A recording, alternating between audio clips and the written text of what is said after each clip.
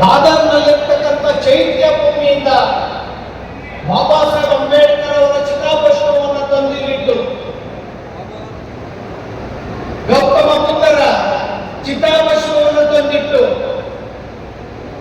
Helicopter ಪುಷ್ಪಾರ್ಚನೆ ಮಾಡುವಂತ ಐತಿಹಾಸಿಕ ಕಾರ್ಯಕ್ರಮ ಏನಿದೆ, ಈ ಒಂದು ಕಾರ್ಯಕ್ರಮ ಪ್ರತಿ ವರ್ಷ ಐತಿಹಾಸಿಕವಾಗಿ ಬಹುದೊಡ್ಡ ಚರಿತ್ರೆ ಉಳಿತದೆ ದಕ್ಷಿಣ ಭಾರತದಲ್ಲಿ ಅನ್ನೋ ಮಾತನ್ನ ಈ ಸಂದರ್ಭದಲ್ಲಿ ಸಾಬೀತುಪಡಿಸ್ತೇನೆ. ಬಾಬಾ ಸಾಹೇಬ್ ಅಂಬೇಡ್ಕರ್ ಅವರು ಜ್ಞಾನದ ಶಿಖರ. ಬಾಬಾ ಸಾಹೇಬ್ ಅಂಬೇಡ್ಕರ್ ಅವರ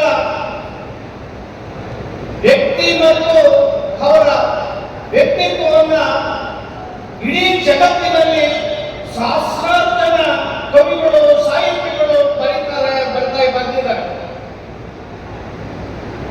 ನೂರಾರು ವಿಶ್ವವಿದ್ಯಾಲಯದಲ್ಲಿ ಬಾಬಾ ಸಾಹೇಬ್ ಅಂಬೇಡ್ಕರ್ ಅವರ ಜೀವನ ಮತ್ತು ವ್ಯಕ್ತಿತ್ವದ ಬಗ್ಗೆ ಸಂಶೋಧನೆ ಆಗ್ತಾ ಇದೆ.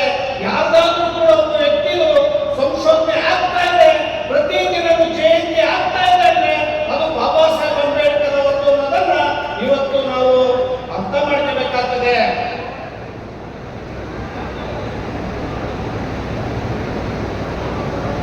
ಯಾಕೆ ಬಾಬಾ ಸಾಹೇಬ್ ಅಂಬೇಡ್ಕರ್ ಇಷ್ಟು ವರ್ಲ್ಡ್ ನಾಲೆಡ್ಜ್ ಅಂತ ಹೇಳಿ ಇಡೀ ಜಗತ್ತು ತೀರ್ಮಾನವನ್ನು ಮಾಡಿದ್ದಾರೆ ಅಂದ್ರೆ 5,000 ವರ್ಷಗಳಿಂದ ಒಂದು ಮನುಷ್ಯನನ್ನೇ ಮಹಿಳೆಯರು ಮತ್ತು ಶೋಷಿತರನ್ನ ಅಸ್ಪೃಶ್ಯತೆಯ ಕೂಪದಲ್ಲಿ ಇಟ್ಟಂತಹ ಬೇಡಿಯನ್ನು ಕಡಿದು ಸಮಪಾಡು ಸಮಾನತೆಯನ್ನು ಕೊಟ್ಟಿದ್ದಾರೆ ಬಾಬಾ ಸಾಹೇಬ್ ಅಂಬೇಡ್ಕರ್ ಅವರು. ಅವರ ಸಂವಿಧಾನವನ್ನು ನಾವು ನೋಡಿದ್ರೆ, ಸಂವಿಧಾನದ ಹಿಂದಿನ ದಿನಗಳನ್ನು ನೋಡಿದ್ರೆ ಸತಿಯೊಡನೆ ಸಹಗಮನ ಪದ್ಧತಿ ಇತ್ತು. ಗಂಡ ಸತ್ರೆ ಸ್ತ್ರೀ ಬೆಂಕಿಗೆ ಹೋಗಿ ಆಹುತಿ ಆಗಬೇಕಾಗಿತ್ತು. ಅಂತ ಒಂದು ಬೀಭತ್ಸ ಭಯಾನಕ ಚಿತ್ರಣವನ್ನು ಬದಲಿಸಿ ಮಹಿಳೆಗೆ ಅತ್ಯಂತ ಸ್ತ್ರೀಗೆ ಹೆಚ್ಚು ಅವಕಾಶವನ್ನು ರಕ್ಷಣೆ ಕೊಟ್ಟಿದೆ ಅಂದ್ರೆ ಬಾಬಾ ಸಾಹೇಬ್ ಅಂಬೇಡ್ಕರ್ ಸಂವಿಧಾನದನ್ನ ಈ ದೇಶದ ಮಹಿಳೆಯರು ಮರಿಬಾರದು. ಬಾಬಾ ಸಾಹೇಬ್ ಅಂಬೇಡ್ಕರ್ ಅವರು ಏನಾದರೂ ಉಳಿದೇ ಹೋಗಿದ್ರೆ ಇವತ್ತು ಒಂದು ಸಮುದಾಯ, ಅನೇಕ ಸಮುದಾಯಗಳು 429 ಅಸ್ಪೃಶ್ಯ ಜಾತಿಗಳೇನಿದ್ದಾವೆ, ಆದಿನ ಪುಷ್ಪಂತ ಜಾತಿಗಳು ಮೈಗೆ ಬಟ್ಟೆ ಇಲ್ಲದೆ ಬೆತ್ತೆ ಓಡಾಡಬೇಕಾಗಿತ್ತು, ಒಟ್ಟಿಗೆ ಅನ್ನ ಇಲ್ಲದೆ ತಿನ್ನಬೇಕಾಗಿತ್ತು. ಇದನ್ನು ನಾವು ಅರ್ಥ ಮಾಡ್ಕೋಬೇಕಾಗಿದೆ. ಒಂದು ಕಡೆ ತಮಿಳುನಾಡು, ಬಾಂಬೆ ಹೈಕೋರ್ಟ್ ಕೂಡ ಆ ದಿನದಲ್ಲಿ ತೀರ್ಮಾನ ಮಾಡ್ತವೆ. ಏನ್ ತೀರ್ಮಾನ ಕೊಡ್ತವೆ ಅಂದ್ರೆ, ಮಹಿಳೆ ಆ ದಿನದಲ್ಲಿ ಕೇರಳದ ಮಲಬಾರ್ ಪ್ರದೇಶದಲ್ಲಿ ನೇರುಳಿಗೆಯನ್ನು ಕೊಡಬೇಕಾಗಿರಲಿಲ್ಲ. ಅವ್ರ ಅರ್ಧಕ್ಕೆ ತಿರುಗಬೇಕಾಗಿತ್ತು, ಎದೆ ತೆರಿಗೆಯನ್ನು ಕಟ್ಟಬೇಕಾಗಿತ್ತು. ಅಂತ ಒಂದು ಮಹಿಳಾ ಅಸಮಾನತೆಯನ್ನ ಸಂವಿಧಾನದಲ್ಲಿ ನಿಷೇಧವನ್ನ ಮಾಡಿ ಮಹಿಳೆಯರಿಗೆ, ಸ್ತ್ರೀಗೆ ಅತ್ಯಂತ ಅವಕಾಶ ಮಾಡಿದಂತ ಅತ್ಯಂತ ಮಾನವತಾವಾದಿ ಯಾರಾದ್ರೂ ಅಂದ್ರೆ ಅದು ಬಾಬಾ ಸಾಹೇಬ್ ಅಂಬೇಡ್ಕರ್ ಅನ್ನೋದನ್ನ ನಾವು ಅರ್ಥ ಮಾಡ್ಕೋಬೇಕಾಗಿದೆ.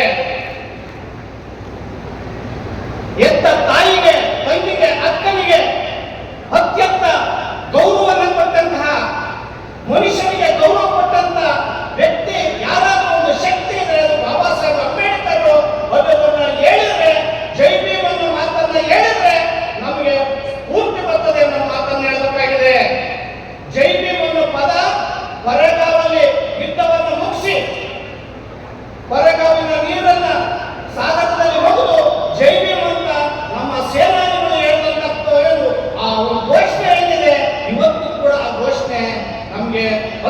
ಚೈತನ್ಯವನ್ನು ಕೊಟ್ಟಿದೆ. 1776ರಲ್ಲಿ ಅಮೆರಿಕ ಕ್ರಾಂತಿ ಆಗ್ತದೆ. ಅಮೆರಿಕದಲ್ಲಿ ಘೋಷಣೆ ಆಗ್ತದೆ, ಈ ಪ್ರಕೃತಿಯಲ್ಲಿ ಉಂಟಂತ ಎಲ್ಲರೂ ಕೂಡ ಸಮಾನರು ಅಂತ. 1749ರಲ್ಲಿ ಫ್ರಾನ್ಸ್ ಕ್ರಾಂತಿ ಆಗ್ತದೆ. 1789ರಲ್ಲಿ ಫ್ರಾನ್ಸ್ ಕ್ರಾಂತಿ ಆದಾಗ ಅವರು ಸ್ವತಂತ್ರ, ಸಮಾನತೆ, ಸೋದರತೆ ಘೋಷಣೆ ಮಾಡ್ತಾರೆ. 1917ರಲ್ಲಿ ಸೋವಿಯತ್ ರಷ್ಯಾ ಕ್ರಾಂತಿ ಆಗ್ತದೆ. ರಷ್ಯಾದಲ್ಲಿ ಘೋಷಣೆ ಮಾಡ್ತಾರೆ, ಸಾಮರ್ಥ್ಯಕ್ಕೆ ತಕ್ಕಂತ ದುಡಿಮೆ ಮತ್ತೆ ಅಗತ್ಯಕ್ಕೆ ತಕ್ಕಂತ ನಾವು ಪಡಿಬೇಕು ಅಂತ ಹೇಳಿ 1948ರಲ್ಲಿ ಮಾನವ ಹಕ್ಕುಗಳು ಘೋಷಣೆ ಆಗ್ತದೆ. ಇದೆಲ್ಲನೂ ಕೂಡ ಸಂಕಲಿಸಿ ನಮ್ಮ ಸಂವಿಧಾನದಲ್ಲಿ ಬಾಬಾ ಸಾಹೇಬ್ ಅಂಬೇಡ್ಕರ್ ಅವರು ಗೌತಮ ಬುದ್ಧರ ಕರುಣೆ, ಸಹನೆ, ಶಾಂತಿ, ಸಹೋದರತೆಯನ್ನು ಮಿಲನ ಮಾಡಿ ಇವತ್ತು ಇಡೀ ಭಾರತ ದೇಶದಲ್ಲಿ ಇರ್ತಕ್ಕಂಥ ಪ್ರತಿಯೊಬ್ಬರೂ ಕೂಡ ಒಂದು ವ್ಯಕ್ತಿ, ಒಬ್ಬ ವ್ಯಕ್ತಿ, ಒಂದು ಓಟು, ಒಂದು ಗೌರವವನ್ನು ಮಾಡಿದರೆ, ಒಂದು ಮ್ಯಾನ್, ಒಂದು ಓಟ್, ಒಂದು ಜನತೆ. ಇಂತಹ ಸಂವಿಧಾನವನ್ನು ಕೊಡುಗೆಯನ್ನು ಮಾಡಕ್ಕೆ ಅನೇಕ ಶಕ್ತಿಗಳು ಕಾಯ್ತಾ ಇದ್ದಾವೆ. ಆ ಶಕ್ತಿಗಳಿಗೋಸ್ಕರ ನಾವೆಲ್ಲರೂ ಒಗ್ಗಟ್ಟಾಗಬೇಕಾಗಿದೆ. ಜಾತಿಗಳನ್ನು ಬೆಳೆಯೋದಲ್ಲ. ಬಾಬಾ ಸಾಹೇಬರು ಜಾತಿಗಳನ್ನ, ಧರ್ಮಗಳನ್ನೆಲ್ಲ ಸೇರಿಸಿದ್ರು. ಆ ಸಂದರ್ಭದಲ್ಲಿ, ಸಂವಿಧಾನ ಬರೆಯುವ ಸಂದರ್ಭದಲ್ಲಿ RSS ನವರು 2 ಸಾರಿ ಬಾಬಾ ಸಾಹೇಬರನ್ನು ಮೀಟ್ ಮಾಡ್ತಾರೆ. ನಮ್ಮ ಹಿಂದೂ ಧರ್ಮಕ್ಕೆ ಪ್ರತ್ಯೇಕ ಸಂವಿಧಾನ ಭಾಗ ಬೇಕು ಅಂತ ಬಾಬಾ ಸಾಹೇಬ್ ಅಂಬೇಡ್ಕರ್ ಅವರು ಮತ್ತೆ ಅವರ ಸಂವಿಧಾನ ಸಮಕಾಲೀನ ತೀರ್ಮಾನವನ್ನು ಮಾಡಿ ಈ ದೇಶವನ್ನು ಕಟ್ಟಬೇಕಾದ್ರೆ